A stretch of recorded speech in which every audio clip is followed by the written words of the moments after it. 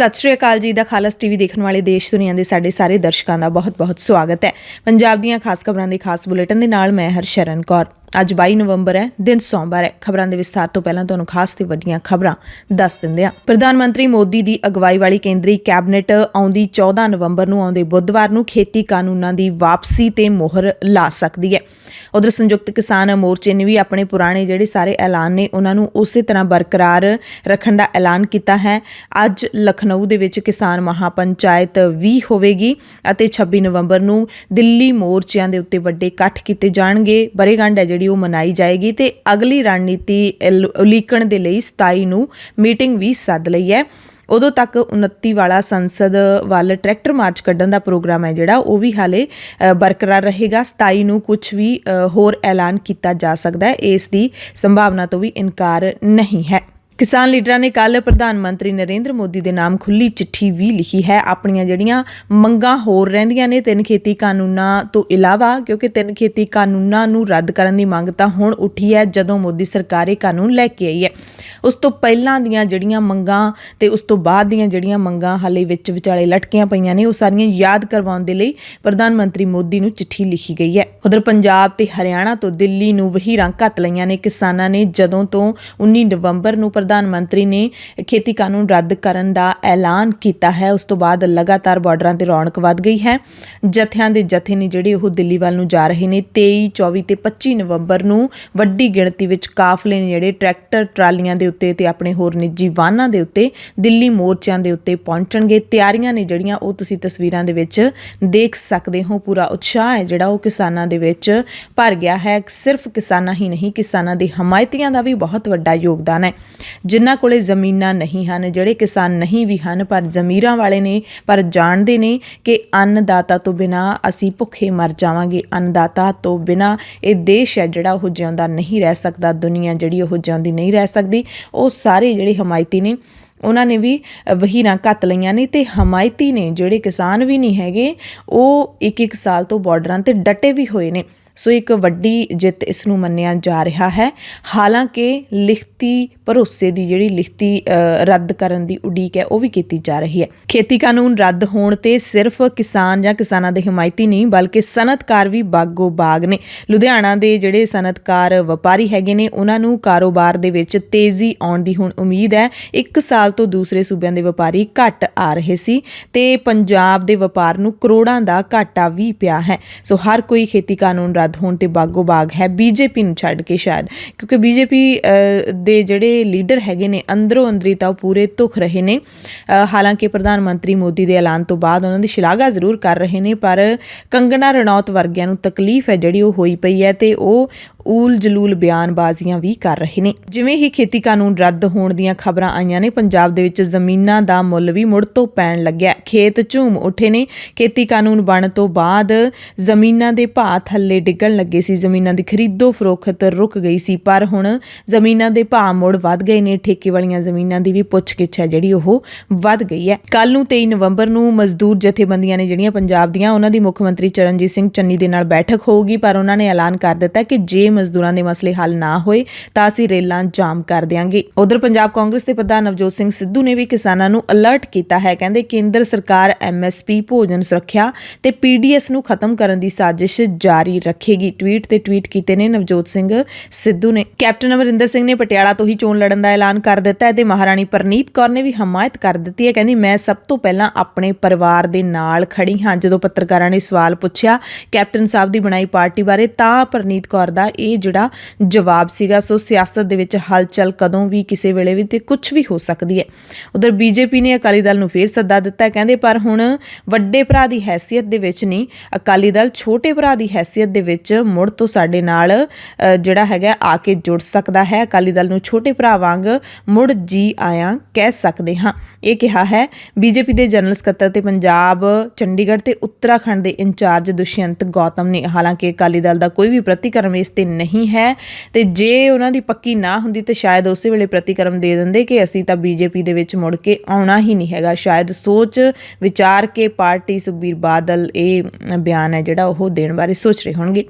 ਤੇ ਅਰਵਿੰਦ ਕੇਜਰੀਵਾਲ ਅੱਜ ਮਿਸ਼ਨ ਪੰਜਾਬ ਦੀ ਸ਼ੁਰੂਆਤ ਵਾਸਤੇ ਮੋਗਾ ਪਹੁੰਚ ਰਹੇ ਨੇ। ਅਰਵਿੰਦ ਕੇਜਰੀਵਾਲ ਨੇ ਪਹਿਲਾਂ ਪਰਸੋਂ ਪਹੁੰਚਣਾ ਸੀ ਪਰ ਫਿਰ ਕਿਸਾਨਾਂ ਦੇ ਲਈ ਜਿਹੜਾ ਖੁਸ਼ੀ ਭਰਿਆ ਫੈਸਲਾ ਆਇਆ ਸੀ, ਉਸ ਦੇ ਵਿੱਚ ਜਸ਼ਨ ਮਨਾਉਣ ਦੇ ਲਈ, ਕਿਸਾਨਾਂ ਦੇ ਜਸ਼ਨਾਂ ਵਿੱਚ ਸ਼ਾਮਿਲ ਹੋਣ ਦੇ ਲਈ ਅਰਵਿੰਦ ਕੇਜਰੀਵਾਲ ਦਾ ਦੌਰਾ ਜਿਹੜਾ ਅੱਜ ਤੇ ਪਾ ਦਿੱਤਾ ਗਿਆ ਸੀ। ਤੇ ਮਿਸ਼ਨ ਪੰਜਾਬ ਦੀ ਸ਼ੁਰੂਆਤ ਉਹ ਮੋਗਾ ਤੋਂ ਕਰਨਗੇ ਤੇ ਕੋਈ ਵੱਡਾ ਐਲਾਨ ਕਹਿੰਦੇ ਕਰ ਸਕਦੇ ਨੇ ਅਰਵਿੰਦ ਕੇਜਰੀਵਾਲ। ਤੇ ਜੇ ਮੋਗਾ ਤੋਂ ਵੱਡਾ ਐਲਾਨ ਕਰਨਗੇ ਤਾਂ ਇਸ ਮੌਕੇ ਜਿਹੜਾ ਸੋਨੂ ਸੂਦ ਹਾਲਾਂਕਿ ਕਿਸੇ ਪਾਰਟੀ ਦੇ ਵਿੱਚ ਸ਼ਾਮਿਲ ਨਹੀਂ ਹੋਏ ਹੈਗੇ, ਕਿਹੜੀ ਪਾਰਟੀ ਵਿੱਚ ਸ਼ਾਮਿਲ ਹੋਣਾ ਹੈ ਤੇ ਅਰਵਿੰਦ ਕੇਜਰੀਵਾਲ ਨੇ ਮੋਗਾ ਆ ਕੇ ਵੱਡਾ ਐਲਾਨ ਕਰਨਾ ਹੈ, ਇਹਨਾਂ ਦਾ ਵੀ ਗੱਲਾਂ ਦਾ ਆਪਸ ਦੇ ਵਿੱਚ ਕੋਈ ਕਨੈਕਸ਼ਨ ਹੋ ਸਕਦਾ ਹੈ। ਨਰਮਦਾ ਬਚਾਓ ਅੰਦੋਲਨ ਦੀ ਨਾਇਕਾ ਮੇਧਾ ਪਾਟੇਕਰ ਪੰਜਾਬ ਪਹੁੰਚੇ ਹੋਏ ਨੇ ਤੇ ਉਹਨਾਂ ਨੇ ਸਤਲੁਜ ਬਚਾਓ ਪੰਜਾਬ ਬਚਾਓ ਮੁਹਿੰਮ ਸ਼ੁਰੂ ਕੀਤੀ ਹੈ। ਪੰਜਾਬੀਆਂ ਨੂੰ ਵਾਤਾਵਰਣ ਪ੍ਰਤੀ ਜਾਗਰੂਕ ਰਹਿਣ ਦਾ ਹੋਕਾ ਦਿੱਤਾ ਹੈ ਤੇ ਨਾਲ ਹੀ ਕਿਸਾਨ ਮੋਰਚੇ ਦੀ ਅਗਵਾਈ ਕਰਨ ਦੇ ਲਈ ਪੰਜਾਬੀਆਂ ਦਾ ਧੰਨਵਾਦ ਵੀ ਕੀਤਾ ਹੈ। ਮੇਧਾ ਪਾਟੇਕਰ ਦੀ ਅਗਵਾਈ ਦੇ ਵਿੱਚ ਵਾਤਾਵਰਣ ਕਾਰਕੁਨਾਂ ਦੇ ਵੱਲੋਂ ਵੈਬਸਾਈਟ ਜਾਰੀ ਕੀਤੀ ਗਈ ਹੈ www.greenmanifesto.info। ਇਹ ਜਾਰੀ ਕੀਤੀ ਗਈ ਹੈ ਜਿਹੜੀ ਕਿ ਪੰਜਾਬ ਦੇ ਲੋਕਾਂ ਨਾਲ ਤੇ ਸਿਆਸੀ ਪਾਰਟੀਆਂ ਨਾਲ 2022 ਵਿੱਚ ਆਉਣ ਵਾਲੀਆਂ ਪੰਜਾਬ ਵਿਧਾਨ ਸਭਾ ਚੋਣਾਂ ਦੇ ਵਿੱਚ ਵਾਤਾਵਰਣ ਮੁੱਦਿਆਂ ਨੂੰ ਚੋਣ ਮਨੋਰਥ ਪੱਤਰਾਂ ਵਿੱਚ ਸ਼ਾਮਿਲ ਕਰਵਾਉਣ ਦੇ ਲਈ ਸੰਵਾਦ ਰਚਾਉਣ ਦਾ ਜ਼ਰੀਆ ਬਣੇਗੀ। ਲੰਮੀ ਹੇਕ ਵਾਲੀ ਗਾਇਕਾ ਪੰਜਾਬ ਦੀ ਮਸ਼ਹੂਰ ਗਾਇਕਾ ਗੁਰਮੀਤ ਬਾਬਾ ਨਹੀਂ ਰਹੀ ਅਤੇ ਉਹਨਾਂ ਦੇ ਦੇਹਾਂਤ ਤੇ ਸਾਰੀਆਂ ਹਸਤੀਆਂ ਨੇ ਦੁੱਖ ਦਾ ਪ੍ਰਗਟਾਵਾ ਕੀਤਾ ਹੈ। ਬਾਬਾ ਫਰੀਦ ਨਰਸਿੰਗ ਕਾਲਜ ਦੇ ਵਿੱਚ ਕਸ਼ਮੀਰੀ ਵਿਦਿਆਰਥੀਆਂ ਦਾ ਵਿਵਾਦ ਦੇਰ ਰਾਤ ਸੁਲਝ ਗਿਆ ਹੈ। ਫਰੀਦਕੋਟ ਦੇ ਵਿੱਚ ਕਸ਼ਮੀਰੀ ਵਿਦਿਆਰਥੀਆਂ ਨੇ ਕਾਲਜ ਪ੍ਰਬੰਧਕਾਂ ਤੇ ਨਾਜਾਇਜ਼ ਫੀਸਾਂ ਤੇ ਜੁਰਮਾਨੇ ਮੰਗਣ ਦਾ ਦੋਸ਼ ਲਾਇਆ ਸੀ ਤੇ ਕਿਹਾ ਸੀ ਕਿ ਉਹਨਾਂ ਨੂੰ ਰੋਲ ਨੰਬਰ ਜਾਰੀ ਨਹੀਂ ਕੀਤੇ ਜਾ ਰਹੇ। ਕਸ਼ਮੀਰੀ ਵਿਦਿਆਰਥੀਆਂ ਦੇ ਧਰਨੇ ਤੋਂ ਬਾਅਦ ਜ਼ਿਲ੍ਹਾ ਪ੍ਰਸ਼ਾਸਨ ਨੇ ਦਖਲ ਦੇ ਕੇ ਕਾਲਜ ਪ੍ਰਬੰਧਕਾਂ ਨੂੰ ਇਹ ਮਾਮਲਾ ਤੁਰੰਤ ਹੱਲ ਕਰਨ ਦੇ ਹੁਕਮ ਦੇ ਦਿੱਤੇ ਨੇ। ਕਾਲਜ ਪ੍ਰਬੰਧਕਾਂ ਨੇ ਹੁਣ ਐਲਾਨ ਕੀਤਾ ਕਿ ਕਿਸੇ ਵੀ ਵਿਦਿਆਰਥੀ ਤੋਂ ਜੁਰਮਾਨਾ ਨਹੀਂ ਵਸੂਲਿਆ ਜਾਏਗਾ।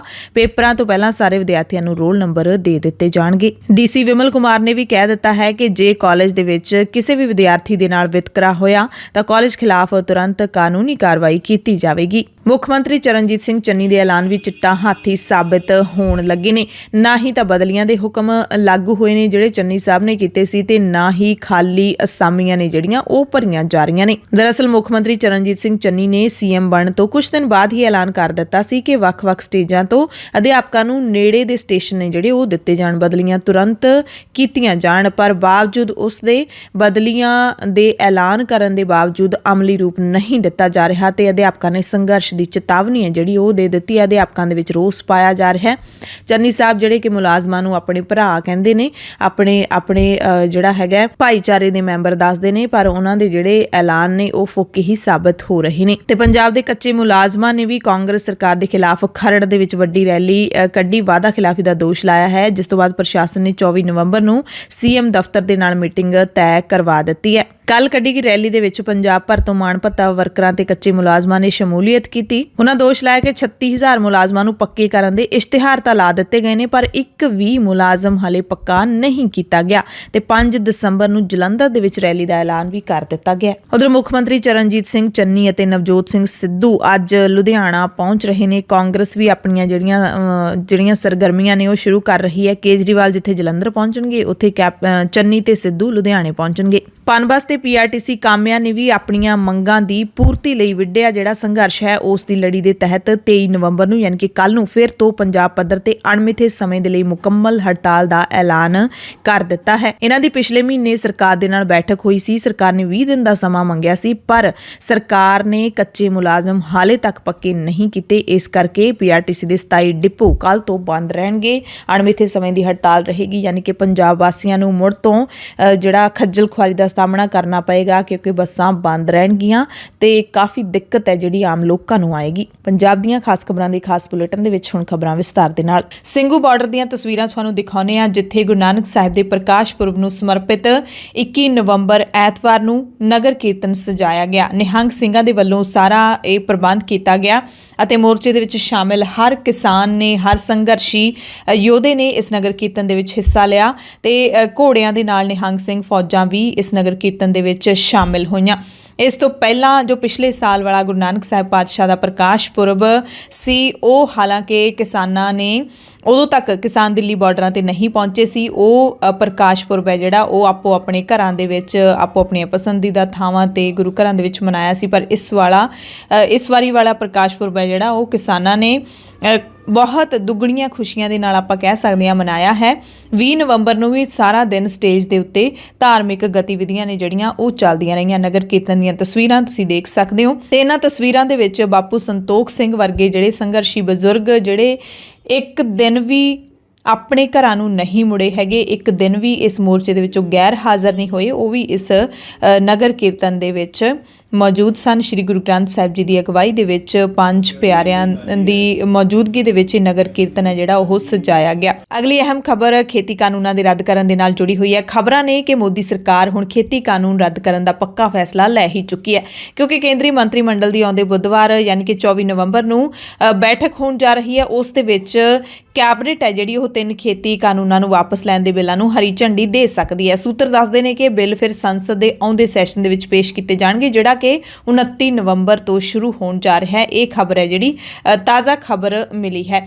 ਕਿਸਾਨਾਂ ਦੇ ਮਨ ਦੇ ਵਿੱਚ ਜਿਹੜੇ ਸ਼ੰਕਾ ਹੈ, ਕਿਉਂਕਿ ਕਿਸਾਨ ਹਾਲੇ ਤੱਕ ਵੀ ਮੋਰਚੇ ਖਾਲੀ ਕਰਕੇ ਘਰਾਂ ਨੂੰ ਨਹੀਂ ਪਰਤੇ, ਉਹਨਾਂ ਨੇ ਇਹ ਜਿਹੜਾ ਫੈਸਲਾ ਲਿਆ ਹੈ ਕਿ ਜਦੋਂ ਤੱਕ ਪਾਰਲੀਮੈਂਟ ਦੇ ਵਿੱਚ ਕਾਨੂੰਨ ਪ੍ਰਕਿਰਿਆ ਦੇ ਮੁਤਾਬਿਕ ਰੱਦ ਨਹੀਂ ਕੀਤੇ ਜਾਂਦੇ ਉਦੋਂ ਤੱਕ ਨਹੀਂ ਅਸੀਂ ਜਾਵਾਂਗੇ। ਯਾਨੀ ਕਿ ਉਹਨਾਂ ਨੂੰ ਦੇਸ਼ ਦੇ ਪ੍ਰਧਾਨ ਮੰਤਰੀ ਦੀ ਜ਼ੁਬਾਨ ਤੇ ਯਕੀਨ ਨਹੀਂ ਹੈ। ਇਸ ਤਰ੍ਹਾਂ ਦਾ ਜਿਹੜਾ ਸਰਕਾਰ ਨੇ ਆਪਣੀ ਪਰਫਾਰਮੈਂਸ ਇਸ ਤਰ੍ਹਾਂ ਦੀ ਦਿੱਤੀ ਹੈ ਲੋਕਾਂ ਨੂੰ ਕਿ ਲੋਕ ਯਕੀਨ ਨਹੀਂ ਕਰ ਪਾ ਰਹੇ ਤੇ ਕਿਸਾਨ ਨੇ ਜਿਹੜੇ ਉਹ ਵੀ 100% ਭਰੋਸਾ ਨਹੀਂ ਕਰ ਪਾ ਰਹੇ। ਸੋ ਹੁਣ ਜਿਸ ਤਰ੍ਹਾਂ ਦੀਆਂ ਖਬਰਾਂ ਆ ਰਹੀਆਂ ਨੇ, ਲੱਗਦਾ ਹੈ ਕਿ ਮੋਦੀ ਸਰਕਾਰ ਕਾਨੂੰਨ ਰੱਦ ਕਰ ਦੇਵੇਗੀ। ਤੀਸਰੀ ਅਹਿਮ ਖਬਰ ਸੰਯੁਕਤ ਕਿਸਾਨ ਮੋਰਚੇ ਦੀ ਬੈਠਕ ਦੇ ਨਾਲ ਜੁੜੀ ਹੋਈ ਹੈ, ਜਿਹੜੀ ਕਿ ਸਿੰਘੂ ਬਾਰਡਰ ਤੇ ਹੋਈ। ਇੱਕ ਦਿਨ ਪਹਿਲਾਂ 32 ਕਿਸਾਨ ਜਥੇਬੰਦੀਆਂ ਦੇ ਲੀਡਰਾਂ ਦੀ ਬੈਠਕ ਹੋਈ ਸੀ। ਉਸ ਤੋਂ ਬਾਅਦ ਐਤਵਾਰ ਨੂੰ ਸੰਯੁਕਤ ਕਿਸਾਨ ਮੋਰਚੇ ਦੇ ਲੀਡਰਾਂ ਦੀ ਬੈਠਕ ਹੋਈ। ਬੈਠਕ ਤੋਂ ਬਾਅਦ ਪ੍ਰੈਸ ਕਾਨਫਰੰਸ ਨੂੰ ਸੰਬੋਧਨ ਕਰਦਿਆਂ ਬਲਵੀਰ ਸਿੰਘ ਰਾਜੇਵਾਲ ਨੇ ਕਿਹਾ ਕਿ ਪਹਿਲਾਂ ਤੋਂ ਤੈਅ ਕੀਤੇ ਪ੍ਰੋਗਰਾਮ ਉਸੇ ਤਰ੍ਹਾਂ ਹਾਲੇ ਜਾਰੀ ਰਹਿਣਗੇ। ਅਗਲੀ ਜਿਹੜੀ ਬੈਠਕ ਹੈ ਕਿਸਾਨ ਮੋਰਚੇ ਦੀ ਉਹ 27 ਨਵੰਬਰ ਨੂੰ ਹੋਵੇਗੀ। ਕਿਸਾਨ ਅੰਦੋਲਨ ਹਾਲੇ ਜਾਰੀ ਰਹੇਗਾ। ਉਹਨਾਂ ਨੇ ਵੀ ਕਿਹਾ ਕਿ ਪ੍ਰਧਾਨ ਮੰਤਰੀ ਮੋਦੀ ਨੂੰ ਅਸੀਂ ਚਿੱਠੀ ਭੇਜਾਂਗੇ ਛੇਤੀ। 29 ਨਵੰਬਰ ਨੂੰ ਸੰਸਦ ਤੱਕ ਟਰੈਕਟਰ ਮਾਰਚ ਕੀਤੇ ਜਾਣ ਦਾ ਪ੍ਰੋਗਰਾਮ ਵੀ ਹਾਲੇ ਜਿਉਂਦਾ ਤਿਉਂ ਹੈ। ਹਾਲਾਂਕਿ 27 ਨਵੰਬਰ ਤੋਂ ਬਾਅਦ ਕੋਈ ਹੋਰ ਫੈਸਲਾ ਲਿਆ ਜਾ ਸਕਦਾ ਹੈ। 22 ਨਵੰਬਰ ਨੂੰ ਲਖਨਊ ਦੇ ਵਿੱਚ ਕਿਸਾਨ ਮਹਾਪੰਚਾਇਤ ਹੋਵੇਗੀ। 26 ਨਵੰਬਰ ਨੂੰ ਸਾਰੇ ਬਾਰਡਰਾਂ ਤੇ ਕਿਸਾਨਾਂ ਦੇ ਦਿੱਲੀ ਮੋਰਚਿਆਂ ਦੀ ਵਰ੍ਹੇਗੰਢ ਮਨਾਈ ਜਾਏਗੀ। ਵੱਡੇ ਇਕੱਠ ਹੋਣਗੇ ਸਾਰੇ ਬਾਰਡਰਾਂ ਤੇ 29 ਨਵੰਬਰ ਨੂੰ ਪਾਰਲੀਮੈਂਟ ਕੂਚ ਵੀ ਹੋਵੇਗਾ। ਰਾਜੇਵਾਲ ਨੇ ਕਿਹਾ ਕਿ 22 ਨਵੰਬਰ ਤੋਂ 29 ਨਵੰਬਰ ਤੱਕ ਪ੍ਰੋਗਰਾਮ ਪਹਿਲਾਂ ਵਾਂਗ ਹੀ ਜਾਰੀ ਰਹਿਣਗੇ। ਹਾਲਾਂਕਿ 27 ਨਵੰਬਰ ਨੂੰ ਜਿਹੜੀ ਬੈਠਕ ਹੋਣੀ ਹੈ ਸਵੇਰੇ 11 ਵਜੇ ਕਜ਼ਾਰੀਆ ਦੇ ਵਿੱਚ ਬੈਠਕ ਹੋਣੀ ਹੈ, ਜਿਸ ਨੂੰ ਕਿਸਾਨਾਂ ਦਾ ਵਾਈਟ ਹਾਊਸ ਕਿਹਾ ਜਾਂਦਾ ਹੈ। ਉਸ ਵਕਤ ਕਹਿੰਦੇ ਉਸ ਵਕਤ ਤੱਕ ਜਿਹੜੇ ਹਾਲਾਤ ਬਣਨਗੇ ਉਸ ਬਾਰੇ ਫੈਸਲਾ ਲਿਆ ਜਾਏਗਾ ਤੇ ਉਸ ਤੋਂ ਪਹਿਲਾਂ ਜਿਹੜੀ 24 ਨਵੰਬਰ ਨੂੰ ਸਰਕਾਰ ਦੀ ਬੈਠਕ ਹੋਣੀ ਹੈ, ਕੈਬਨਿਟ ਦੀ ਬੈਠਕ ਹੋਣੀ ਹੈ, ਉਸ ਦੇ ਵਿੱਚ ਜੇ ਪੱਕੀ ਮੋਹਰ ਲੱਗ ਗਈ ਤਾਂ ਸ਼ਾਇਦ 29 ਨਵੰਬਰ ਵਾਲਾ ਜਿਹੜਾ ਪ੍ਰੋਗਰਾਮ ਹੈ ਉਹ ਰੱਦ ਹੋ ਸਕਦਾ ਹੈ। ਜਿਹੜੀ ਪ੍ਰਧਾਨ ਮੰਤਰੀ ਨੂੰ ਕਿਸਾਨ ਚਿੱਠੀ ਲਿਖਣਗੇ ਉਸ ਦੇ ਵਿੱਚ ਜਿਹੜੀਆਂ ਮੰਗਾਂ ਬਾਕੀ ਰਹਿ ਗਈਆਂ ਨੇ ਉਹਨਾਂ ਦਾ ਜ਼ਿਕਰ ਕੀਤਾ ਜਾਊਗਾ। MSP ਦੀ ਕਮੇਟੀ ਕਿਹੋ ਜਿਹੀ ਹੋਏਗੀ, ਕਿਉਂਕਿ ਪ੍ਰਧਾਨ ਮੰਤਰੀ ਨੇ ਉਸ ਦਿਨ ਇਹ ਵੀ ਐਲਾਨ ਕੀਤਾ ਕਿ MSP ਦਾ ਕਾਨੂੰਨ ਲਿਆਉਣ ਦੇ ਲਈ ਅਸੀਂ ਕਮੇਟੀ ਦਾ ਗਠਨ ਕਰ ਰਹੇ ਹਾਂ। ਤੇ ਹੁਣ ਕਿਸਾਨ ਇਹ ਜਾਣਨਾ ਚਾਹੁੰਦੇ ਨੇ ਕਿ ਕਮੇਟੀ ਕਿਸ ਤਰ੍ਹਾਂ ਦੀ ਹੋਵੇਗੀ, ਉਹਦਾ ਅਧਿਕਾਰ ਖੇਤਰ ਕੀ ਹੋਏਗਾ, ਸਮਾਂ ਸੀਮਾ ਕੀ ਹੋਏਗੀ, ਕਮੇਟੀ ਕੀ ਕਰੇਗੀ ਤੇ ਉਸ ਤੇ ਚਰਚਾ ਕਰਨ ਲਈ ਜਿਹੜਾ ਹੈਗਾ ਲਿਖਿਆ ਜਾਏਗਾ ਪ੍ਰਧਾਨ ਮੰਤਰੀ ਨੂੰ। ਕਮੇਟੀ ਵਿੱਚ ਜਿੰਨੇ ਮੈਂਬਰ ਸਾਡੇ ਹੋਣਗੇ ਉਨੇ ਹੀ ਮੈਂਬਰ ਸਰਕਾਰ ਦੇ ਹੋਣਗੇ, ਪਰ ਕਿੰਨੇ ਮੈਂਬਰ ਹੋਣਗੇ ਇਹ ਤੈਅ ਕਰਨਾ ਹਾਲੇ ਬਾਕੀ ਨੇ। ਇਸ ਤਰ੍ਹਾਂ ਦੀ ਜਿਹੜੀ ਚਰਚਾ ਹੈਗੀ ਹੈ ਕਿਸਾਨ ਮੋਰਚੇ ਦੀ ਬੈਠਕ ਦੇ ਵਿੱਚ ਹੋਈ ਹੈ। ਚਿੱਠੀ ਵਿੱਚ ਇਹ ਵੀ ਲਿਖਿਆ ਜਾਏਗਾ ਕਿ ਬਿਜਲੀ ਸੋਧ ਬਿੱਲ 2020 ਨੂੰ ਰੱਦ ਕਰੋ, ਪਰਾਲੀ ਵਾਲੇ ਕਾਨੂੰਨ ਰੱਦ ਕਰੋ, ਲਖੀਮਪੁਰ ਖੀਰੀ ਕਤਲकांड ਦੇ ਵਿੱਚ ਜੋ ਮੰਤਰੀ ਸ਼ਾਮਲ ਹੈ ਉਸ ਨੂੰ ਅਹੁਦੇ ਤੋਂ ਹਟਾਵੋ, ਕਿਸਾਨਾਂ ਖਿਲਾਫ ਝੂਠੇ ਕੇਸ ਜਿਹੜੇ ਦਰਜ ਕੀਤੇ ਨੇ ਉਹ ਵਾਪਸ ਲਵੋ, ਡੀਜ਼ਲ ਦੀਆਂ ਕੀਮਤਾਂ ਘੱਟ ਕੀਤੀਆਂ ਜਾਣ। ਸੋ ਇਹ ਜਿਹੜੀਆਂ ਮੰਗਾਂ ਨੇ ਉਹ ਚਿੱਠੀ ਦੇ ਵਿੱਚ ਪ੍ਰਧਾਨ ਮੰਤਰੀ ਨਰਿੰਦਰ ਮੋਦੀ ਨੂੰ ਕਿਸਾਨ ਯਾਦ ਕਰਵਾਉਣਗੇ। ਚੋਣਾਂ ਲੜਨ ਵਾਲੇ ਸਵਾਲ ਦੇ ਉੱਤੇ ਹਾਲੇ ਵੀ ਕਿਸਾਨ ਕੁਝ ਬੋਲਣਾ ਨਹੀਂ ਚਾਹੁੰਦੇ। ਰਾਜੇਵਾਲ ਨੂੰ ਜਦੋਂ ਚੋਣਾਂ ਲੜਨ ਬਾਰੇ ਸਵਾਲ ਪੱਤਰਕਾਰਾਂ ਨੇ ਪੁੱਛਿਆ ਤਾਂ ਰਾਜੇਵਾਲ ਨੇ नो कमेंट्स करके गल खत्म कर दी। इसका वो जो पार्लियामेंट कूच है वो that stands as it is, वो अभी वैसे ही रहेगा। उस पे फैसला करने के लिए 27 को फिर एसकेएम की मीटिंग होगी। 29 से पहले 27 तारीख को फिर एक मीटिंग होगी एसकेएम की। जो हालात उस वक्त तक बनेंगे उस पे फैसला लिया जाएगा। और एक ये भी तय हुआ कि प्राइम मिनिस्टर को एक ओपन लेटर लिखी जाएगी जिसमें जो मांगे बकाया रह गई उसके बारे में जिक्र किया जाएगा। एमएसपी की कमेटी कैसी होगी, उसका अधिकार क्षेत्र क्या होगा, उसकी समय सीमा क्या होगी, क्या क्या वो कमेटी करेगी, ये बातें इस पे चर्चा करने के लिए। और जो बिजली शोध बिल 2020 उन्होंने हमसे वादा किया था, अभी तक पार्लियामेंट में पेश नहीं हुआ, उस पर भी चर्चा होगी, उसके बारे में भी लिखा जाएगा। और पराली वाला कानून जो है उस पे वो उसके बारे में भी लिखा जाएगा, जो अभी तक सारा पेंडिंग है।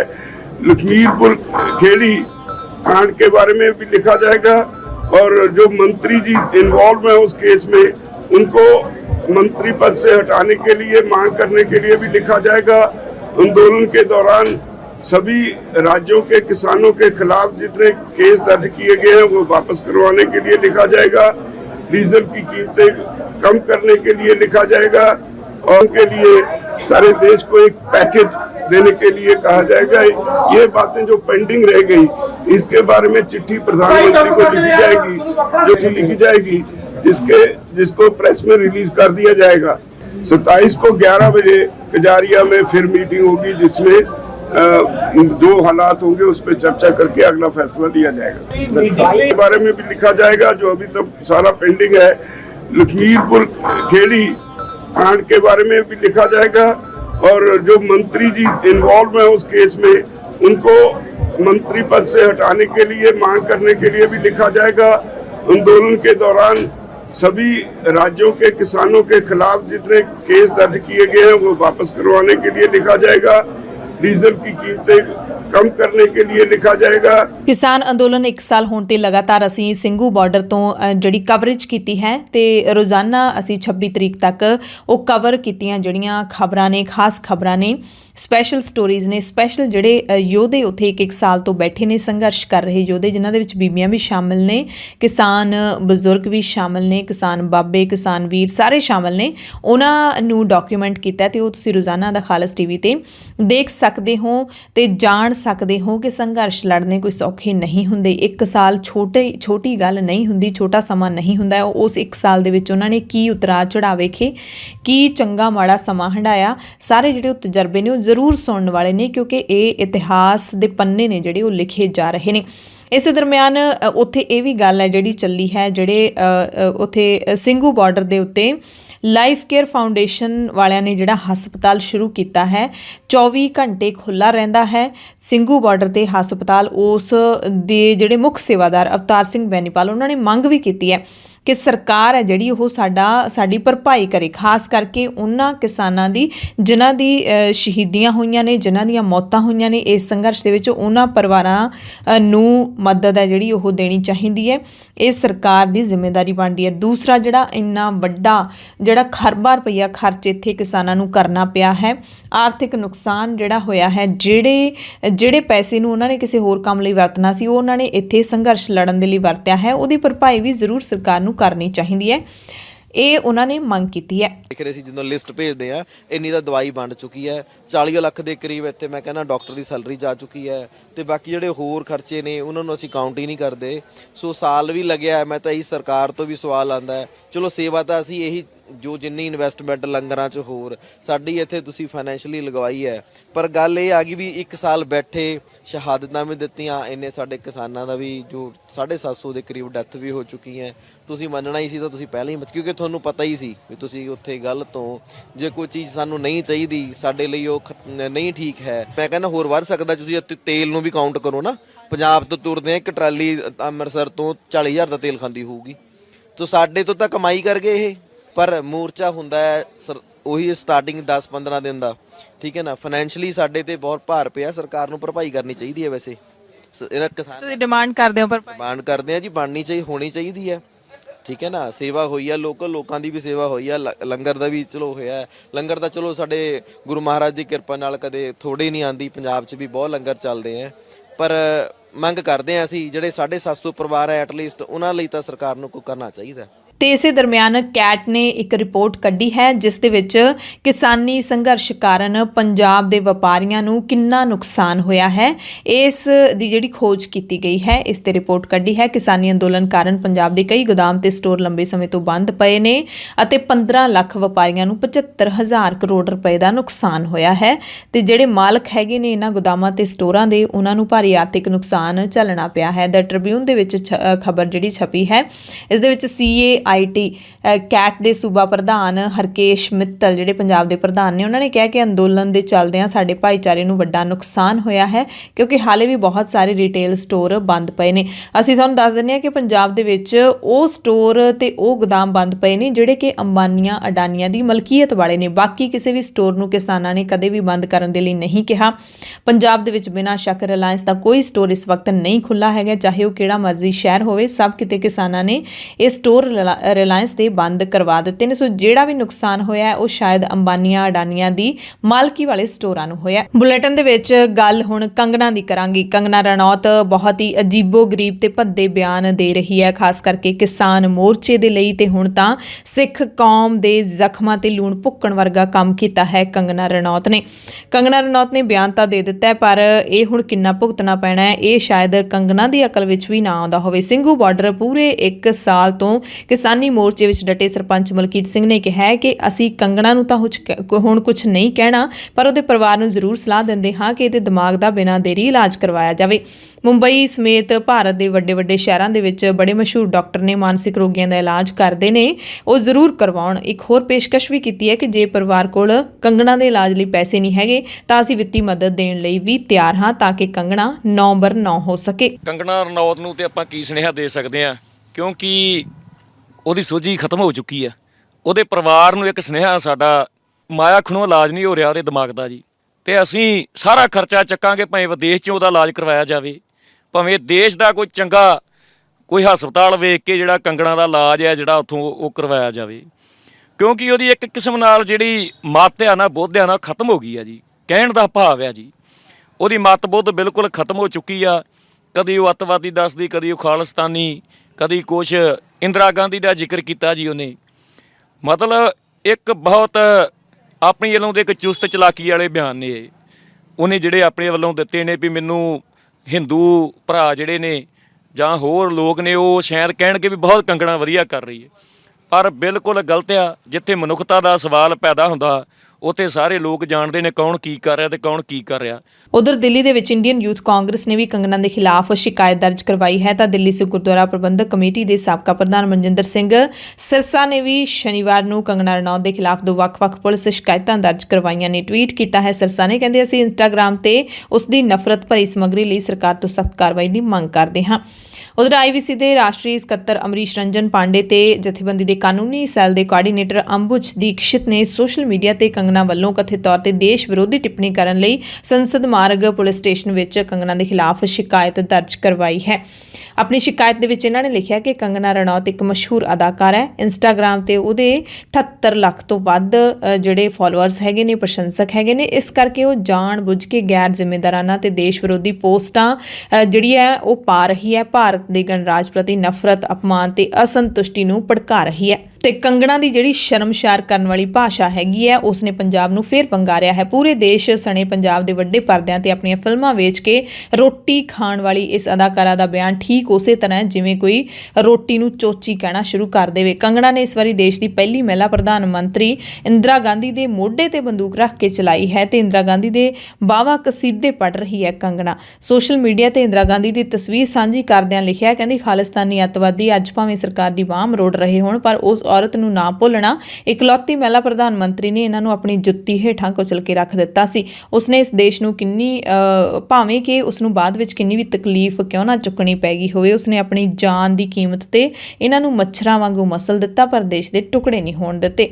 ਕਹਿੰਦੀ ਉਹਦੀ ਮੌਤ ਦੇ ਦਹਾਕਿਆਂ ਬਾਅਦ ਵੀ ਅੱਜ ਉਹਦੇ ਨਾਂ ਤੋਂ ਇਹ ਕੰਬਦੇ ਨੇ ਤੇ ਇਹੋ ਜਿਹਾ ਹੀ ਉਹਨਾਂ ਨੂੰ ਜਿਹੜਾ ਗੁਰੂ ਚਾਹੀਦਾ, ਯਾਨੀ ਕਿ ਸਿੱਖਾਂ ਨੂੰ ਹੁਣ ਫਿਰ ਉਹੋ ਜਿਹਾ ਹੀ ਕੋਈ ਚਾਹੀਦਾ। ਖਾਲਿਸਤਾਨੀ ਅੰਦੋਲਨ ਦੇ ਉਭਾਰ ਨਾਲ ਉਹਨਾਂ ਦੀ ਕਹਾਣੀ ਪਹਿਲਾਂ ਤੋਂ ਵੱਧ ਪ੍ਰਸੰਗਿਕ ਹੈ। ਬਹੁਤ ਜਲਦੀ ਕਹਿੰਦੀ ਤੁਹਾਡੇ ਲਈ ਲੈ ਕੇ ਆ ਰਹੇ ਹਾਂ ਐਮਰਜੈਂਸੀ। ਸੋ ਇਸ ਤਰ੍ਹਾਂ ਦਾ ਟਵੀਟ ਕਰਕੇ ਕੰਗਣਾ ਰਣੌਤ ਨਫ਼ਰਤ ਨਹੀਂ ਭੜਕਾ ਰਹੀ, ਨਫ਼ਰਤ ਨਹੀਂ ਫੈਲਾ ਰਹੀ ਤਾਂ ਹੋਰ ਕੀ ਕਰ ਰਹੀ ਹੈ, ਕਿਉਂਕਿ ਸ਼ਾਇਦ ਉਸ ਤੋਂ ਬਾਅਦ ਦਾ ਇਤਿਹਾਸ ਕੰਗਣਾ ਨੇ ਨਹੀਂ ਪੜ੍ਹਿਆ ਹੋਣਾ। ਸਿੱਖ ਕਹਿੰਦੇ ਨੇ ਕਿ ਇੰਦਰਾ ਗਾਂਧੀ ਨੇ ਜੇ ਉਹ ਕਾਰਨਾਮੇ ਕੁਕਰਮ ਕੀਤੇ ਸੀ ਸਿੱਖਾਂ ਦੇ ਨਾਲ ਤਾਂ ਫਿਰ ਉਸ ਤੋਂ ਬਾਅਦ ਇੰਦਰਾ ਗਾਂਧੀ ਦਾ ਕੀ ਹਸ਼ਰ ਹੋਇਆ ਸੀ, ਇਹ ਵੀ ਕੰਗਣਾ ਨੂੰ ਜ਼ਰੂਰ ਯਾਦ ਕਰਨਾ ਚਾਹੀਦਾ। ਸਿਰਫ ਕੰਗਨਾ ਹੀ ਨਹੀਂ, ਬਹੁਤ ਸਾਰੇ ਇਹੋ ਜਿਹੇ ਬੀਜੇਪੀ ਦੇ ਲੋਕ ਨੇ ਜਿਹੜੇ ਕਿਸਾਨਾਂ ਦੇ ਬਾਰੇ, ਸਿੱਖਾਂ ਦੇ ਬਾਰੇ, ਕਿਸਾਨੀ ਸੰਘਰਸ਼ ਦੇ ਬਾਰੇ ਊਟ-ਪਟਾਂਗ ਬੋਲਦੇ ਰਹਿੰਦੇ ਨੇ। ਹੁਣ ਬੀਜੇਪੀ ਦੇ ਸੰਸਦ ਮੈਂਬਰ ਸਾਕਸ਼ੀ ਮਹਾਰਾਜ ਨੇ ਪ੍ਰਧਾਨ ਮੰਤਰੀ ਨਰਿੰਦਰ ਮੋਦੀ ਵੱਲੋਂ ਤਿੰਨੇ ਖੇਤੀ ਕਾਨੂੰਨਾਂ ਨੂੰ ਵਾਪਸ ਲੈਣ ਦੇ ਐਲਾਨ ਨੂੰ ਲੈ ਕੇ ਵੱਡਾ ਬਿਆਨ ਦਿੱਤਾ ਹੈ। ਸਾਕਸ਼ੀ ਮਹਾਰਾਜ ਨੇ ਕਿਹਾ ਕਿ ਬਿੱਲ ਬਣਦੇ ਰਹਿੰਦੇ ਨੇ, ਵਿਗੜਦੇ ਰਹਿੰਦੇ ਨੇ, ਵਾਪਸ ਆ ਜਾਣਗੇ, ਦੁਬਾਰਾ ਬਣਾਏ ਜਾਣਗੇ, ਇਹਦੇ 'ਚ ਕੋਈ ਸਮਾਂ ਨਹੀਂ ਲੱਗਦਾ। ਯਾਨੀ ਕਿ ਇਹ ਤਾਂ ਬਣਦੇ ਢਹਿੰਦੇ ਰਹਿੰਦੇ ਨੇ, ਫੇਰ ਆ ਜਾਣਗੇ। ਯਾਨੀ ਕਿ ਕਿਸਾਨਾਂ ਨੂੰ ਇਹ ਦੱਸਣ ਦੀ ਕੋਸ਼ਿਸ਼ ਕੀਤੀ ਗਈ ਹੈ ਕਿ ਠੀਕ ਹੈ, ਇੱਕ ਵਾਰੀ ਰੱਦ ਕਰਨ ਦਾ ਐਲਾਨ ਜ਼ਰੂਰ ਕਰ ਦਿੱਤਾ, ਪਰ ਇਹ ਫਿਰ ਵੀ ਆ ਸਕਦੇ ਨੇ। ਘੱਟ ਪੰਜਾਬ ਬੀਜੇਪੀ ਦੇ ਲੀਡਰ ਵੀ ਨਹੀਂ ਹੈਗੇ। ਸੁਰਜੀਤ ਜਾਣੀ ਨੇ ਕਿਸਾਨਾਂ ਦੇ ਵੱਲੋਂ ਜਿਹੜਾ ਅੰਦੋਲਨ ਜਾਰੀ ਰੱਖਣ ਦਾ ਐਲਾਨ ਕੀਤਾ, ਉਸ ਤੇ ਤੰਜ ਕੱਸਦਿਆਂ ਕਿਹਾ ਹੈ, ਉਸ ਤੇ ਉਹਨਾਂ ਨੂੰ ਕਾਫੀ ਤਕਲੀਫ ਹੋਈ ਹੈ। ਕਹਿੰਦੇ ਅੰਦੋਲਨ ਕਰਨਾ ਇਹਨਾਂ ਦੀ ਮਰਜ਼ੀ ਹੈ, ਪ੍ਰਜਾਤੰਤਰ ਦਾ ਨਾਜਾਇਜ਼ ਫਾਇਦਾ ਚੁੱਕ ਰਹੇ ਨੇ। ਅਸੀਂ ਪਹਿਲਾਂ ਹੀ ਕਿਹਾ ਸੀ, ਕਿਸਾਨੀ ਮੁੱਦਾ ਨਹੀਂ, ਸਿਆਸੀ ਮੁੱਦਾ ਹੈ। ਹੁਣ ਤਾਂ ਬਿੱਲੀ ਥੈਲੇ 'ਚੋਂ ਬਾਹਰ ਨਿਕਲ ਜਾਣੀ ਹੈ। ਦੇਸ਼ ਦੇ ਪ੍ਰਧਾਨ ਮੰਤਰੀ ਨੇ ਸਾਰੀ ਦੁਨੀਆ ਦੇ ਸਾਹਮਣੇ ਖੜ ਕੇ ਤਿੰਨੇ ਖੇਤੀ ਕਾਨੂੰਨ ਰੱਦ ਕਰਨ ਦਾ ਐਲਾਨ ਕੀਤਾ। ਸਾਰੇ ਦੁਨੀਆ ਦੇ ਲੋਕਾਂ ਨੇ ਇਸ ਦਾ ਸਵਾਗਤ ਕੀਤਾ ਹੈ, ਪਰ ਫਿਰ ਵੀ ਇਸ ਤਰ੍ਹਾਂ ਦੀ ਗੱਲ ਕਰਨੀ ਕਿ ਅਸੀਂ ਤਾਂ ਲਿਖਤੀ ਭਰੋਸੇ ਤੋਂ ਬਾਅਦ ਹੀ ਜਾਵਾਂਗੇ, ਉਹਨਾਂ ਨੂੰ ਪ੍ਰਧਾਨ ਮੰਤਰੀ ਤੇ ਯਕੀਨ ਹੀ ਨਹੀਂ ਹੈਗਾ, ਇਹ ਗਲਤ ਗੱਲ ਹੈ। ਯਾਨੀ ਕਿ ਕਿਸਾਨਾਂ ਦੇ ਇਸ ਫੈਸਲੇ ਤੋਂ ਡਟ ਕੇ ਬੈਠੇ ਰਹਿਣ ਦੇ ਫੈਸਲੇ ਤੋਂ ਬੀਜੇਪੀ ਕਾਫੀ ਔਖੀ ਭਾਰੀ ਹੋ ਰਹੀ ਹੈ, ਤਕਲੀਫ ਕਾਫੀ ਉਹਨਾਂ ਨੂੰ ਹੋ ਰਹੀ ਹੈ। ਤੇ ਦੂਜੇ ਪਾਸੇ ਕਾਂਗਰਸ ਦੇ ਲੀਡਰ ਵੀ ਕਿਸਾਨਾਂ ਦਾ ਸਮਰਥਨ ਕਰ ਰਹੇ ਨੇ। ਪੰਜਾਬ ਦੇ ਮੁੱਖ ਮੰਤਰੀ ਚਰਨਜੀਤ ਸਿੰਘ ਚੰਨੀ ਨੇ ਕਿਹਾ ਸੀ ਕਿ ਹਾਲੇ ਕਾਹਲੀ ਕਰਨ ਦੀ ਕੋਈ ਲੋੜ ਨਹੀਂ ਹੈ, ਹਾਲੇ ਮੋਰਚਿਆਂ ਵਿੱਚ ਡਟੇ ਰਹਿਣ ਦੀ ਲੋੜ ਹੈ। ਤੇ ਉਹੀ ਗੱਲ ਹੈ ਜਿਹੜੀ ਪੰਜਾਬ ਕਾਂਗਰਸ ਦੇ ਪ੍ਰਧਾਨ ਨਵਜੋਤ ਸਿੰਘ ਸਿੱਧੂ ਨੇ ਕੀਤੀ ਹੈ। ਕਹਿੰਦੇ ਅੱਜ ਭਾਵੇਂ ਅਸੀਂ ਕੇਂਦਰ ਦੇ 3 ਕਾਲੇ ਕਾਨੂੰਨਾਂ ਖਿਲਾਫ ਆਪਣੀ ਜਿੱਤ ਤੇ ਖੁਸ਼ੀ ਮਨਾ ਰਹੇ ਹਾਂ, ਪਰ ਸਾਡਾ ਅਸਲ ਕੰਮ ਹਾਲੇ ਸ਼ੁਰੂ ਹੋਇਆ। ਖੇਤੀ ਕਾਨੂੰਨਾਂ ਤੋਂ ਬਿਨਾਂ MSP, ਗਰੀਬਾਂ ਲਈ ਭੋਜਨ ਸੁਰੱਖਿਆ, ਸਰਕਾਰੀ ਖਰੀਦ ਤੇ ਜਨਤਕ ਵੰਡ ਪ੍ਰਣਾਲੀ ਨੂੰ ਖਤਮ ਕਰਨ ਲਈ ਕੇਂਦਰ ਦੀਆਂ ਗੁੱਝੀਆਂ ਜਿਹੜੀਆਂ ਸਾਜ਼ਿਸ਼ਾਂ ਨੇ ਉਹ ਚੱਲਦੀਆਂ ਰਹਿਣਗੀਆਂ। ਇਹ ਹੁਣ ਗੁਪਤ ਤੇ ਹੋਰ ਖਤਰਨਾਕ ਹੋਣਗੀਆਂ। ਸਿੱਧੂ ਨੇ ਟਵੀਟ ਕਰਕੇ ਕਿਹਾ, ਖਰੀਦ, ਸਟੋਰੇਜ ਤੇ ਪਰਚੂਨ ਨਿੱਜੀ ਹੱਥਾਂ ਵਿੱਚ ਦੇਣ ਲਈ ਕੇਂਦਰ ਦੀ ਯੋਜਨਾ ਹਾਲੇ ਵੀ ਜਾਰੀ ਹੈ। MSP ਦੇ ਕਾਨੂੰਨੀਕਰਨ ਬਾਰੇ ਕੇਂਦਰ ਨੇ ਕੋਈ ਸ਼ਬਦ ਨਹੀਂ ਬੋਲਿਆ। ਅਸੀਂ ਜੂਨ 2020 ਦੇ ਹਾਲਾਤ ਵਿੱਚ ਵਾਪਸ ਪਹੁੰਚ ਗਏ ਹਾਂ। ਕਾਰਪੋਰੇਟ ਦੇ ਕਬਜ਼ੇ ਤੋਂ ਬਚਣ ਲਈ ਛੋਟੇ ਕਿਸਾਨਾਂ ਨੂੰ ਪੰਜਾਬ ਸਰਕਾਰ ਦੇ ਸਮਰਥਨ ਦੀ ਲੋੜ ਹੈ ਤੇ ਪੰਜਾਬ ਮਾਡਲ ਹੀ ਇਹਦਾ ਇੱਕੋ ਇੱਕ ਹੱਲ ਹੈ। ਤੇ ਸਿੱਧੂ ਦੇ ਇਸ ਬਿਆਨ ਤੋਂ ਬਾਅਦ ਸੁਰਜੀਤ ਜਾਣੀ ਨੇ ਵੀ ਜਵਾਬ ਦਿੱਤਾ। ਕਹਿੰਦੇ ਸਿੱਧੂ ਨੇ ਕਦੇ ਸਿੱਧੀ ਗੱਲ ਤਾਂ ਕੋਈ ਕੀਤੀ ਹੀ ਨਹੀਂ, ਹਮੇਸ਼ਾ ਟੇਢੀ ਗੱਲ ਕੀਤੀ ਹੈ। ਨਿੰਦਾ ਕਰਨਾ ਇਹਨਾਂ ਦਾ ਕੰਮ ਹੈ।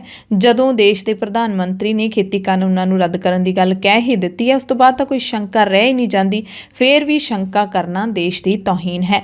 MSP ਤਾਂ ਮਿਲ ਰਹੀ ਹੈ, ਗੱਲਾਂ ਕਰਨੀਆਂ ਸੌਖੀਆਂ ਨੇ, ਕੰਮ ਕਰਨੇ ਔਖੇ ਹੁੰਦੇ ਨੇ। ਪ੍ਰਧਾਨ ਮੰਤਰੀ ਨੇ ਗਰੀਬਾਂ ਲਈ ਜੋ ਸਹੂਲਤ ਦਿੱਤੀ ਹੈ, ਅੱਜ ਤੱਕ ਕਿਸੇ ਨੇ ਨਹੀਂ ਦਿੱਤੀ। ਕਾਂਗਰਸ ਦੇ 0 ਕੰਮ ਨੇ। ਤੇ ਹੁਣ ਗੱਲ ਕਰਦੇ ਹਾਂ ਸਿੱਧੂ ਦੇ ਕਰਤਾਰਪੁਰ ਲਾਂਘੇ ਦੌਰਾਨ ਦਿੱਤੇ ਗਏ ਬਿਆਨ ਦੀ, ਜਿਹੜਾ ਉਹਨਾਂ ਨੇ ਕਿਹਾ ਸੀ ਕਿ ਇਮਰਾਨ ਖਾਨ ਮੇਰਾ ਭਰਾ ਹੈ। ਉਸ ਤੇ ਸਿਆਸਤ ਹਾਲੇ ਵੀ ਲਗਾਤਾਰ ਚੱਲ ਰਹੀ ਹੈ। ਆਮ ਆਦਮੀ ਪਾਰਟੀ ਦੇ ਪੰਜਾਬ ਮਾਮਲਿਆਂ ਦੇ ਸਹਿ ਇੰਚਾਰਜ ਤੇ ਰਾਸ਼ਟਰੀ ਬੁਲਾਰੇ ਵਿਧਾਇਕ ਰਾਘਵ ਚੱਡਾ ਨੇ ਸਿੱਧੂ ਅਤੇ ਮੁੱਖ ਮੰਤਰੀ ਚਰਨਜੀਤ ਸਿੰਘ ਚੰਨੀ ਦੇ ਵੱਲੋਂ ਜਿਹੜਾ ਪਾਕਿਸਤਾਨ ਦੀ ਹਮਾਇਤ ਵਾਲੇ, ਪਾਕਿਸਤਾਨ ਦੇ ਪਿਆਰ ਵਾਲੇ ਬਿਆਨ ਦਿੱਤੇ ਜਾ ਰਹੇ ਨੇ, ਉਸ ਨੂੰ ਚਿੰਤਾਜਨਕ ਦੱਸਿਆ। ਚੱਡਾ ਦੇ ਮੁਤਾਬਕ ਚੰਨੀ ਤੇ ਸਿੱਧੂ ਦਾ ਪਾਕਿਸਤਾਨ ਪ੍ਰਤੀ ਇਹ ਪ੍ਰੇਮ ਦੇਸ਼ ਤੇ ਪੰਜਾਬ ਦੀ ਅੰਦਰੂਨੀ ਸੁਰੱਖਿਆ ਲਈ ਖਤਰਨਾਕ ਹੈ। ਚੱਡਾ ਨੇ ਕਿਹਾ ਕਿ ਸਿੱਧੂ ਦਾ ਜਿਹੜਾ ਪਾਕਿਸਤਾਨੀ ਪ੍ਰੇਮ ਹੈ, ਇਹ ਅੰਦਰੂਨੀ ਸੁਰੱਖਿਆ ਲਈ ਬਹੁਤ ਥ੍ਰੈਟ ਬਣ ਚੁੱਕਿਆ, ਯਾਨੀ ਕਿ ਧਮਕੀ ਬਣ ਚੁੱਕਿਆ। ਪੰਜਾਬ ਦੇ ਵੱਖ-ਵੱਖ DGP ਵੀ ਸਮੇਂ-ਸਮੇਂ ਤੇ ਦੱਸਦੇ ਆਏ ਨੇ ਤੇ ਸਭ ਕੁਝ ਸਾਡੇ ਸਾਹਮਣੇ ਵੀ ਹੈ।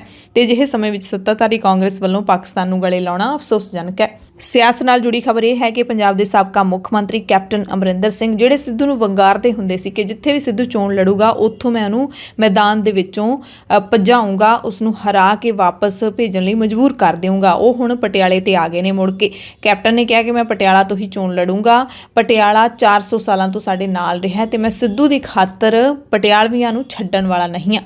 ਦਰਅਸਲ ਕੈਪਟਨ ਨੇ ਕਾਂਗਰਸ ਤੋਂ ਅਸਤੀਫਾ ਦੇਣ ਤੋਂ ਬਾਅਦ ਨਵੀਂ ਪਾਰਟੀ ਪੰਜਾਬ ਲੋਕ ਕਾਂਗਰਸ ਬਣਾ ਲਈ ਸੀ। ਕੈਪਟਨ ਨੇ ਦਾਅਵਾ ਕੀਤਾ ਸੀ ਕਿ ਨਵਜੋਤ ਸਿੰਘ ਸਿੱਧੂ ਨੂੰ ਕਦੇ ਵੀ ਜਿੱਤਣ ਨਹੀਂ ਦਿਆਂਗਾ। ਸੋ ਇਸ ਬਿਆਨ ਤੋਂ ਤਾਂ ਲੱਗਦਾ ਹੈ ਕਿ ਕੈਪਟਨ ਸਾਹਿਬ ਨੇ ਜਿਹੜੇ ਉਹ ਸ਼ਾਇਦ ਹੋਰ ਕਿਤੇ ਪੈਰ ਧਰਨ ਦੀ ਹਿੰਮਤ ਨਹੀਂ ਕਰ ਰਹੇ ਪਟਿਆਲੇ ਨੂੰ ਛੱਡ ਕੇ। ਹੋਰ ਕਿਤੋਂ ਲੱਗਦਾ ਹੈ ਕਿ ਉਹਨਾਂ ਨੂੰ ਸ਼ਾਇਦ ਉਹ ਹਮਾਇਤ ਨਹੀਂ ਮਿਲਣੀ, ਇਸ ਕਰਕੇ ਉਹਨਾਂ ਨੇ ਹੁਣ ਇੱਥੋਂ ਤੱਕ ਕਹਿ ਦਿੱਤਾ ਕਿ ਸਿੱਧੂ ਦੀ ਖਾਤਰ ਮੈਂ ਪਟਿਆਲਵੀਆਂ ਨੂੰ ਨਹੀਂ ਛੱਡ ਸਕਦਾ। ਪਹਿਲਾਂ ਜਿਹੜੇ ਕਹਿੰਦੇ ਹੁੰਦੇ ਸੀ ਕਿ ਸਿੱਧੂ ਨੂੰ ਨਹੀਂ ਮੈਂ ਜਿੱਤਣ ਦਿੰਦਾ। ਸੋ ਇਹ ਸਿਆਸਤ ਹੈ, ਸਿਆਸਤ ਦੇ ਵਿੱਚ ਰੰਗ ਬਦਲਦੇ ਰਹਿੰਦੇ ਨੇ। ਇੱਕ ਖਬਰ ਦਿੱਲੀ ਤੋਂ ਤੁਹਾਨੂੰ ਦੱਸ ਦਿੰਦੇ ਹਾਂ, ਜਿੱਥੇ ਅਗਲੇ ਹੁਕਮਾਂ ਤੱਕ ਸਕੂਲ ਕਾਲਜ ਬੰਦ ਰੱਖਣ ਦਾ ਐਲਾਨ ਕਰ ਦਿੱਤਾ ਗਿਆ ਹੈ। ਦਿੱਲੀ ਸਿੱਖਿਆ ਡਾਇਰੈਕਟੋਰੇਟ ਨੇ ਕਿਹਾ ਹੈ ਕਿ ਕੌਮੀ ਰਾਜਧਾਨੀ ਵਿੱਚ ਹਵਾ ਪ੍ਰਦੂਸ਼ਣ ਹਾਲੇ ਘਟਿਆ ਨਹੀਂ ਹੈ। ਪਹਿਲਾਂ ਇਹ ਖਬਰਾਂ ਨੇ ਜਿਹੜੀਆਂ ਉਹ ਆਈਆਂ ਸੀ ਕਿ ਐਤਵਾਰ ਤੱਕ ਪ੍ਰਦੂਸ਼ਣ ਦਾ ਪੱਧਰ ਘਟ ਸਕਦਾ ਹੈ, ਪਰ ਐਤਵਾਰ ਤੱਕ ਵੀ ਕੋਈ ਰਾਹਤ ਨਹੀਂ ਮਿਲੀ ਦਿੱਲੀ ਵਾਸੀਆਂ ਨੂੰ। ਇਸ ਕਰਕੇ ਸਕੂਲ ਅਗਲੇ ਹੁਕਮਾਂ ਤੱਕ ਬੰਦ ਰਹਿਣਗੇ। ਆਨਲਾਈਨ ਕਲਾਸਾਂ ਨੇ ਜਿਹੜੀਆਂ ਉਹ ਚਾਲੂ ਰਹਿਣਗੀਆਂ। ਖਬਰ DSGMC ਚੋਣਾਂ ਦੇ ਨਾਲ ਨਾਲ ਜੁੜੀ ਹੋਈ ਹੈ, ਜਿਨ੍ਹਾਂ ਦੇ ਵਿੱਚ ਵਾਰਡ ਨੰਬਰ 46 ਪ੍ਰੀਤ ਵਿਹਾਰ ਦੀਆਂ ਵੋਟਾਂ ਦੀ ਮੁੜ ਗਿਣਤੀ ਦੇ ਅਦਾਲਤ ਵੱਲੋਂ ਦਿੱਤੇ ਹੁਕਮਾਂ ਤੋਂ ਬਾਅਦ ਅਕਾਲੀ ਦਲ ਦੇ ਉਮੀਦਵਾਰ ਭੁਪਿੰਦਰ ਸਿੰਘ ਭੁੱਲਰ ਮੁੜ ਜੇਤੂ ਰਹੇ ਨੇ, ਯਾਨੀ ਕਿ ਅਕਾਲੀ ਦਲ ਬਾਦਲ ਦੇ ਉਮੀਦਵਾਰ। ਇਸ ਬਾਰੇ ਮਨਜਿੰਦਰ ਸਿੰਘ ਸਿਰਸਾ ਅਤੇ ਹਰਮੀਤ ਸਿੰਘ ਕਾਲਕਾ ਨੇ ਦੱਸਿਆ ਕਿ ਅਦਾਲਤ ਨੇ ਇਸ ਵਾਰਡ ਦੀਆਂ ਵੋਟਾਂ ਦੀ ਮੁੜ ਤੋਂ ਗਿਣਤੀ ਦੇ ਹੁਕਮ ਦਿੱਤੇ ਸੀ ਤੇ ਮੁੜ ਗਿਣਤੀ ਵਿੱਚ ਇਹਨਾਂ ਦੇ ਉਮੀਦਵਾਰ ਜੇਤੂ ਰਹੇ ਨੇ। ਭੁੱਲਰ ਪਹਿਲਾਂ ਵੀ ਜੇਤੂ ਸਨ, ਪਰ ਵਿਰੋਧੀ ਧਿਰ ਨੇ ਕਹਿੰਦੇ ਜਾਣਬੁੱਝ ਕੇ ਕੂੜ ਪ੍ਰਚਾਰ ਕੀਤਾ, ਅਦਾਲਤਾਂ ਦੇ ਸਹਾਰੇ ਜਿੱਤਣ ਦਾ ਯਤਨ ਕੀਤਾ। ਇਹ ਕਹਿਣਾ ਸਿਰਸਾ ਤੇ ਕਾਲਕਾ ਦਾ। ਜੇਤੂ ਰਹਿਣ ਤੋਂ ਬਾਅਦ ਭੁਪਿੰਦਰ ਸਿੰਘ ਭੁੱਲਰ ਨੇ ਸਾਥੀਆਂ ਦੇ ਨਾਲ ਗੁਰਦੁਆਰਾ ਰਕਾਬਗੰਜ ਸਾਹਿਬ ਮੱਥਾ ਟੇਕਿਆ। ਕਮੇਟੀ ਦੀ ਚੋਣ ਹੋਏ ਨੂੰ ਨਤੀਜਾ ਆਏ ਨੂੰ 2-3 ਮਹੀਨੇ ਲੰਘ ਚੁੱਕੇ ਨੇ, ਪਰ ਹਾਲੇ ਤੱਕ ਕਮੇਟੀ ਦੇ ਨਵੇਂ ਪ੍ਰਧਾਨ ਦੀ ਚੋਣ ਹੈ ਜਿਹੜੀ ਉਹ ਨਹੀਂ ਹੋ ਸਕੀ ਹੈ। 29 ਨਵੰਬਰ ਦੀ ਤਾਰੀਖ ਹੈ ਜਿਹੜੀ ਹੁਣ ਮਿਲ ਰਹੀ ਹੈ ਕਿ 29 ਨਵੰਬਰ ਨੂੰ ਸ਼ਾਇਦ ਨਵੀਂ ਜਿਹੜੀ ਹੈਗੀ ਹੈ ਕੈਬਨਿਟ, ਜਿਹੜੀ ਦਿੱਲੀ ਕਮੇਟੀ ਦੀ ਕੈਬਨਿਟ ਹੈ, ਉਸ ਦੀ ਚੋਣ ਹੋ ਜਾਏਗੀ, ਕਾਰਜਕਾਰਨੀ ਦੀ ਚੋਣ ਹੋ ਜਾਏਗੀ। ਪੰਜਾਬ ਨੈਸ਼ਨਲ ਬੈਂਕ ਦੇ ਗਾਹਕਾਂ ਦੇ ਲਈ ਬੜੀ ਚਿੰਤਾ ਵਾਲੀ ਖਬਰ ਹੈ, ਕਿਉਂਕਿ ਪੀਐਨਬੀ ਦੇ 18 ਕਰੋੜ ਗਾਹਕਾਂ ਦੀ ਨਿੱਜੀ ਤੇ ਵਿੱਤੀ ਜਾਣਕਾਰੀ ਤੇ ਡਾਕਾ ਵੱਜਿਆ ਹੈ। ਸਾਈਬਰ ਸੁਰੱਖਿਆ ਫਰਮ CyberX9 ਨੇ ਦਾਅਵਾ ਕੀਤਾ ਹੈ ਕਿ ਪੰਜਾਬ ਨੈਸ਼ਨਲ ਬੈਂਕ ਦੇ ਸਰਵਰ ਦੇ ਵਿੱਚ ਕਥਿਤ ਤੌਰ ਤੇ ਗੜਬੜੀ ਕਾਰਨ 7 ਮਹੀਨਿਆਂ ਦੇ ਵਿੱਚ ਕਰੀਬ 18 ਕਰੋੜ ਗਾਹਕਾਂ ਦੀਆਂ ਨਿੱਜੀ ਤੇ ਵਿੱਤੀ ਸੂਚਨਾਵਾਂ ਚੋਰੀ ਹੋਈਆਂ ਨੇ। CyberX9 ਨੇ ਕਿਹਾ ਕਿ ਸਾਈਬਰ ਹਮਲਾ ਜਨਤਕ ਖੇਤਰ ਦੇ ਬੈਂਕ ਵਿੱਚ ਸੁਰੱਖਿਆ ਖਾਮੀਆਂ ਤੋਂ ਲੈ ਕੇ ਪ੍ਰਸ਼ਾਸਨਿਕ ਕੰਟਰੋਲ ਵਾਲੀ ਪੂਰੀ ਡਿਜੀਟਲ ਬੈਂਕਿੰਗ ਪ੍ਰਣਾਲੀ ਤੱਕ ਸੀ। ਇਸ ਦੌਰਾਨ ਬੈਂਕ ਨੇ ਤਕਨੀਕੀ ਗੜਬੜੀ ਦੀ ਗੱਲ ਤਾਂ ਮੰਨੀ ਹੈ, ਪਰ ਗਾਹਕਾਂ ਦੀ ਨਿੱਜੀ ਜਾਣਕਾਰੀ ਤੇ ਵਿੱਤੀ ਸੂਚਨਾ ਚੋਰੀ ਹੋਣ ਤੋਂ ਇਨਕਾਰ ਕੀਤਾ ਹੈ। ਉੱਘੇ ਨਾਵਲਕਾਰ ਨਾਨਕ ਸਿੰਘ ਦੇ ਪੁੱਤਰ ਤੇ ਉੱਘੇ ਪੰਜਾਬੀ ਪ੍ਰਕਾਸ਼ਕ ਕੁਲਵੰਤ ਸਿੰਘ ਸੂਰੀ ਦਾ ਦੇਹਾਂਤ ਹੋ ਗਿਆ। ਸੂਰੀ ਐਤਵਾਰ ਸਵੇਰੇ ਚੱਲ ਵਸੇ। ਉਹ 99 ਵਰ੍ਹਿਆਂ ਦੇ ਸਨ। ਉਹਨਾਂ ਦੇ ਛੋਟੇ ਭਰਾ ਤੇ ਬਾਲ ਲੇਖਕ ਡਾਕਟਰ ਕੁਲਬੀਰ ਸਿੰਘ ਸੂਰੀ ਦੇ ਦੱਸਣ ਦੇ ਮੁਤਾਬਿਕ ਮ੍ਰਿਤਕ ਦੇਹ ਦਾ ਸੰਸਕਾਰ ਐਤਵਾਰ ਨੂੰ ਗੁਰਦੁਆਰਾ ਸ਼ਹੀਦਾਂ ਨੇੜਲੇ ਸ਼ਮਸ਼ਾਨ ਘਾਟ ਦੇ ਵਿੱਚ ਕੀਤਾ ਗਿਆ ਹੈ।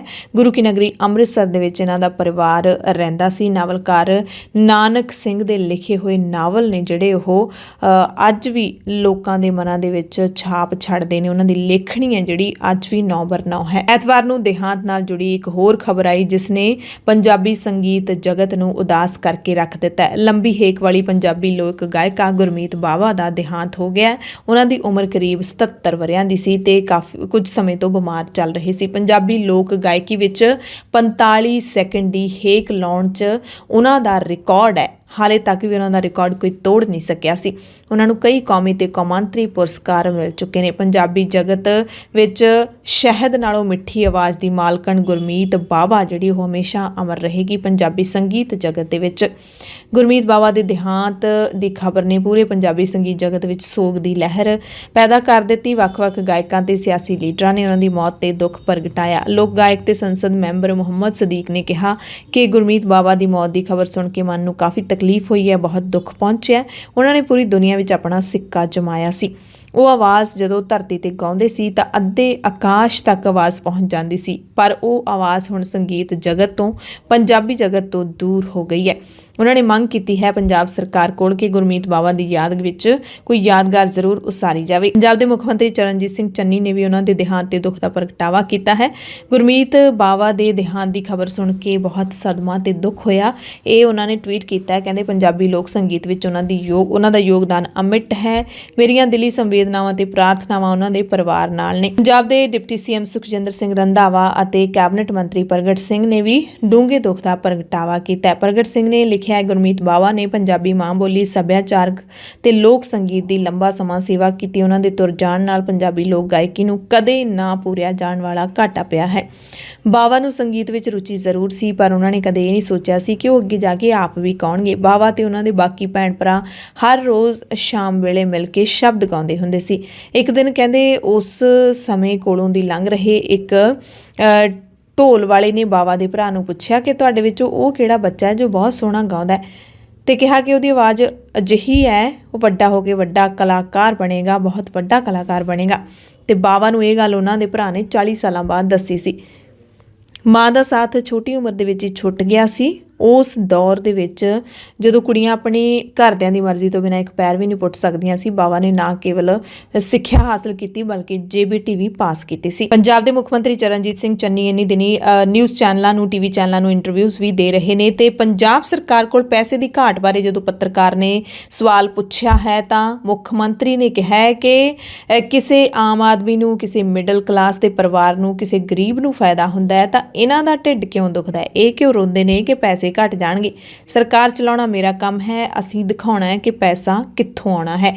ਯਾਨੀ ਕਿ ਇੱਥੇ ਮੁੱਖ ਮੰਤਰੀ ਚੰਨੀ ਨੇ ਵਿਰੋਧੀਆਂ ਨੂੰ ਲਪੇਟੇ ਦੇ ਵਿੱਚ ਲਿਆ ਹੈ। ਬੁਲੇਟਿਨ ਦੇ ਵਿੱਚ ਇੱਕ ਖਬਰ ਤੁਹਾਨੂੰ ਬਰਨਾਲਾ ਤੋਂ ਵੀ ਦੱਸ ਦਿੰਦੇ ਹਾਂ, ਜਿੱਥੇ ਕਿਸਾਨ ਜਥੇਬੰਦੀਆਂ ਦੇ ਵੱਲੋਂ 32 ਕਿਸਾਨ ਜਥੇਬੰਦੀਆਂ ਦੀ ਅਗਵਾਈ ਦੇ ਵਿੱਚ 1 ਸਾਲ ਤੋਂ ਵੀ ਵੱਧ ਸਮੇਂ ਤੋਂ ਮੋਰਚਾ ਲਗਾਤਾਰ ਜਾਰੀ ਹੈ ਤੇ ਰੇਲਵੇ ਸਟੇਸ਼ਨ ਤੇ ਜਿਹੜਾ ਇਹ ਮੋਰਚਾ ਲੱਗਿਆ ਹੋਇਆ ਉਸ ਦੇ ਵਿੱਚ ਕਿਸਾਨਾਂ ਨੇ ਕੰਗਣਾ ਰਣੌਤ ਦੇ ਖਿਲਾਫ ਨਿਖੇਧੀ ਮਤਾ ਪਾਸ ਕੀਤਾ ਹੈ। ਮਤਾ ਪਾਸ ਕਰਕੇ ਕਿਸਾਨਾਂ ਨੇ ਪਦਮ ਸ਼੍ਰੀ ਪੁਰਸਕਾਰ ਕੰਗਣਾ ਤੋਂ ਵਾਪਸ ਲੈਣ ਦੀ ਮੰਗ ਕੀਤੀ ਹੈ। ਕਿਸਾਨਾਂ ਨੇ ਕਿਹਾ ਹੈ ਕਿ ਕੰਗਣਾ ਰਣੌਤ ਦੇਸ਼ ਨੂੰ ਤੋੜਨ ਵਾਲੀਆਂ ਗੱਲਾਂ ਕਰ ਰਹੀ ਹੈ, ਕਿਸਾਨਾਂ ਦੇ ਖਿਲਾਫ ਬੋਲ ਰਹੀ ਹੈ ਤੇ ਹੱਕਦਾਰ ਨਹੀਂ ਹੈ ਕਿ ਇਸ ਨੂੰ ਪਦਮ ਸ਼੍ਰੀ ਪੁਰਸਕਾਰ ਦਿੱਤਾ ਜਾਵੇ। ਇਸੇ ਦਰਮਿਆਨ ਬੀਜੇਪੀ ਦੇ ਇੱਕ ਸੰਸਦ ਮੈਂਬਰ ਰਵੀ ਕਿਸ਼ਨ ਨੇ ਇੱਕ ਹੋਰ ਬਿਆਨ ਦੇ ਦਿੱਤਾ ਹੈ। ਪ੍ਰਧਾਨ ਮੰਤਰੀ ਨਰਿੰਦਰ ਮੋਦੀ ਦੇ ਸੋਲੇ ਗਾਏ ਨੇ ਉਹੀ ਲੀਡਰ ਨੇ ਬੀਜੇਪੀ ਦੇ ਜਿਹੜੇ ਹੁਣ ਤੱਕ ਇਹੀ ਕਹਿੰਦੇ ਆ ਰਹੇ ਸੀ ਕਿ ਕਾਨੂੰਨ ਠੀਕ ਨੇ ਤੇ ਹੁਣ ਉਲਟੇ ਬੋਲ ਨੇ ਜਿਹੜੇ ਉਹ ਬੋਲ ਰਹੇ ਨੇ ਤੇ ਹੁਣ ਪ੍ਰਧਾਨ ਮੰਤਰੀ ਨੇ ਜੋ ਕਾਨੂੰਨ ਵਾਪਸ ਲੈ ਲਏ ਨੇ, ਹੁਣ ਕਹਿ ਰਹੇ ਨੇ ਕਿ ਬੜਾ ਚੰਗਾ ਫੈਸਲਾ ਲਿਆ ਹੈ।